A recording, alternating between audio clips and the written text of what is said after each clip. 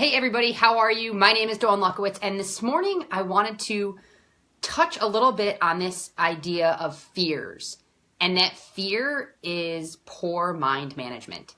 When I read that concept in this book, The Motivation Manifesto, this morning, I read this concept and then I listened to a teaching that goes along with it. At first, it really ticked me off because we like to think of most of our fears as normal. We've been conditioned and programmed with this idea that fear is normal and it's okay, and that sometimes fear can be good. Well, the reality is, unless this fear is actually protecting you from physical harm, it's not good. What good comes from it? Fear doesn't motivate us. Maybe we think it does sometimes. Maybe we think a little bit of fear can be healthy, can push us to overcome things.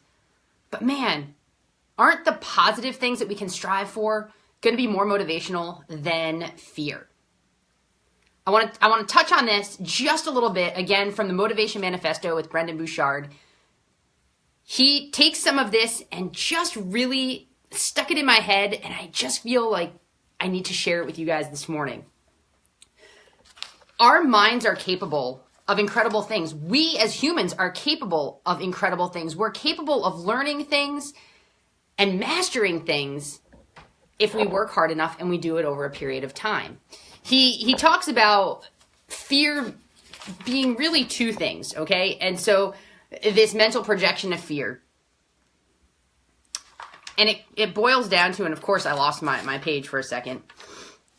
It says, most of the fear we feel in life is simply anxiety arising from our anticipation of two kinds of pain that change might bring. The pain associated with loss or hardship.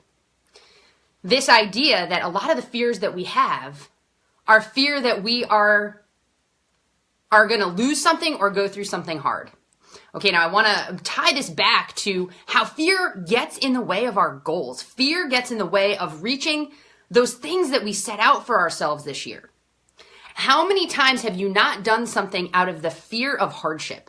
This concept is so absurd to me, but it's so absurdly true.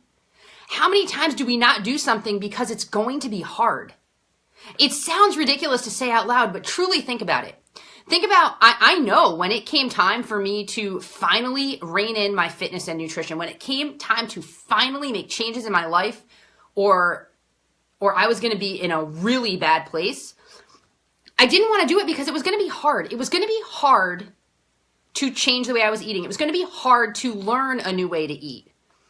It was going to be hard to say no to some of the things that I knew my body didn't need. It was going to be hard to start to incorporate 30 minutes of working out into my day, which I felt was already pretty packed. It was going to be hard. So I was afraid to do it. I mean, come on. This sounds absurd, right? If you know that you physically need to get healthier because your doctor told you, because you know that if you don't, you won't be able to enjoy the things in life that matter, are you really going to let the fear of the fact that it's hard get in the way? And if you're somebody with kids,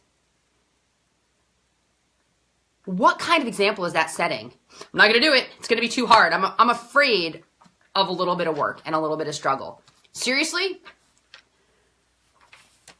The example says, look at how small our minds have become in so many cases. I'm scared to go on a diet because I don't know if I can handle learning all these new recipes fast enough or endure a 30-minute workout. They also talked about the example of smoking. Some people, and I've heard people that I love actually say they were afraid to stop smoking. Smoking, which we know is terrible, like no good comes from it. They're afraid to stop smoking because, and they'll give a bunch of reasons. They don't say they're afraid, but they don't want to stop smoking because they think they're going to gain weight. They don't want to stop smoking because that's their outlet. That's their release. Like they'll come up with all these answers. The reality is it's hard. So what do we do about it? Guys, we need to retrain our brain. Not say, I don't want to stop smoking because it's going to be too hard. I'm afraid I'm going to gain weight. No, I'm going to stop smoking because I have the opportunity to be able to live longer and healthier. If I stop smoking, I'm going to have more energy to be able to do more things. If I stop smoking, I'm going to want to start eating better and moving more. Therefore, I'm not going to put on all of this excess weight. You know, we need to retrain our brain to think about all of the amazing things. Yes, getting up 30 minutes earlier to work out is hard. But when I do it, I'm going to have more energy. But when I do it, I'm going to feel better about myself. But when I do it, I'm going to have more confidence. But when I do it, my children and friends and family are going to see this incredible example. We need to stop thinking small, and we need to take control of these minds of ours because they are so powerful. We need to stop being afraid of things that are hard. We need to stop being afraid of things that we might lose. How many times have we not put ourselves out there in a relationship because we're afraid we're going to lose, a part of that friendship? Or we're going to be afraid that we're going to lose part of ourselves in the process. And because we have this fear of loss, we don't look at the things that we could gain. By putting yourself out there, you could develop a deeper relationship. You could find out more about yourself. There's so much to be gained, and we spend all this time focusing on loss. I challenge you to flip this script. It's not easy. It is hard. It is going to take a lot of focus. It's going to take a lot of intentionality. It's going to take a lot of retraining our brains. But when you find yourself not doing something because you think you're afraid, because fear is popping in, we're intelligent beings. We can look at that situation and start to flip it. Now, within this chapter on fear, it does talk about dealing with actual physical fear. Like that actual physical fear about, when you have to get up and speak in front of a bunch of people and you physically feel like you're going to throw up, or maybe you do. There's that uncontrollable fear. What do you do about it? Well, you're not going to like the answer, but you keep doing it. You keep doing it over and over again. You keep putting yourself in that situation where you're not physical harm is not going to come of you. But the more you put it into practice, the better you will feel about it. The more confidence that you're going to gain, and the more the fear is going to be put aside. You think that firefighters don't have a sense of fear before they run into a burning building, at least the first couple times, right? But their sense of duty, their sense of service allows them to put themselves in that position anyway and to continue to go into those buildings until that fear subsides enough that they're not even thinking about it. If you need to speak in front of a bunch of people, just start doing it. It's going to suck in the beginning, but the more you do it, the more you practice it, the better you're going to feel. Guys, those are my thoughts for you this morning. Again, I got mad at first when this idea of fear being poor mind management. Because to me, that makes it sound like if you have fear, you're weak. Well, the reality is, my mind is weak when I'm letting fear in. And I don't like to think of myself as weak. I like to think of myself as somebody that's strong. But the reality is, at times I'm not. And that's human. It doesn't mean it's good. It doesn't mean it's okay to have it.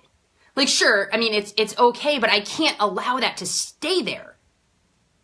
I want you to think about some of these thoughts and these ideas and these concepts. Again, we have been fed a line of bull that fear is good and healthy and normal. No, fear from physical harm is good and healthy and normal. Maybe these other fears have become normal, but they're not good and they're not healthy. So let's flip that script in our mind. The last thought I wanted to leave you with was that it talks about, in order to reach maturity, we need to get a handle on this. As mature and bold adults, we can refuse to shrink from those things that might cause us anxiety and hardship. We need to choose to move forward. To grow in maturity, it says maturity comes in understanding that it is our choice alone to move forward toward this idea of freedom. Free to be past these fears. So with that, I'm going to leave you with all of those crazy thoughts. Those of you that joined me live for this, thank you so much. Those of you that just hopped on, Karen, I see you there. I would love for you to go back, take a listen to these thoughts. Again, right now I'm reading the Motivation Manifesto with Brendon Burchard, and this chapter and these thoughts on fear are so relevant at any point in our life with anything that we're doing, but especially now at this point of the year, as we are looking at our goals and our resolutions and how to have the most successful year of our lives. And how do we deal with fear? So I pray that you guys start to master this fear, that you start living big and bad and bold and stop letting it hold you back. Get your mind right. Get your focus right. Do the hard things. Have an awesome year. Have a great day. I look forward to talking to you again soon. Take care.